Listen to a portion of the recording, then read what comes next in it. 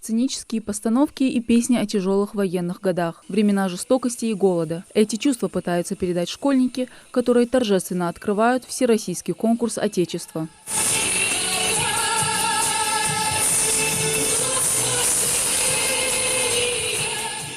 Члены жюри отметили значимость конкурса в образовании, духовно-нравственном воспитании молодежи, пробуждении чувства патриотизма, любви к своей малой и большой родине, воспитании чувства преданности к своему Отечеству. Участники конкурса Элиза Картоева и Ибрагим Ахриев писали свои работы на тему «Ингушские героини» и «Родословная моей семьи». Я решила принять участие в этом конкурсе, так как считаю должным знать нашим героям лицо, чтить их, не забывать и хранить в сердцах. Я подготовила работу о 4 ингушских женщинах, которые, несмотря на все тяготы, отдали свою жизнь во благо своей семьи и своей родины.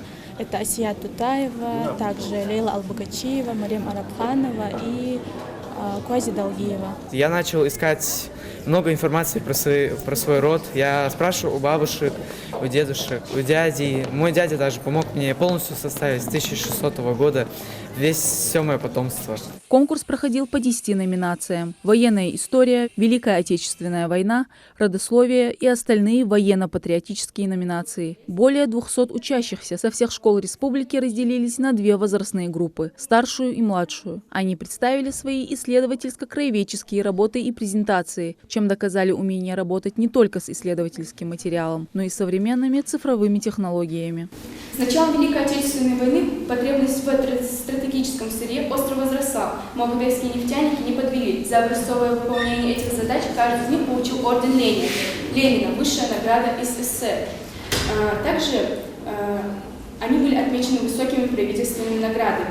Амина Абоева защитила свою исследовательскую работу, над которой трудилась не одну неделю. Сегодняшний день для нее хоть и выдался волнительным, но оно того стоило. Моя научная работа состояла от биографии моего прадеда Хамфоя Махмуда Магомедовича. Я рассказала его жизнь и послевоенную.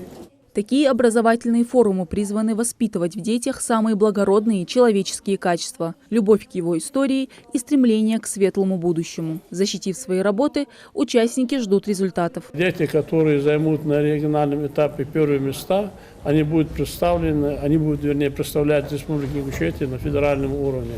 То есть вот эти работы будут нами направляться в Москву, и там они будут уже на федеральном уровне бороться с такими своими сверстниками, которые будут представлены работой со всей России. В прошлом году победителями конкурса стали 6 лучших работ.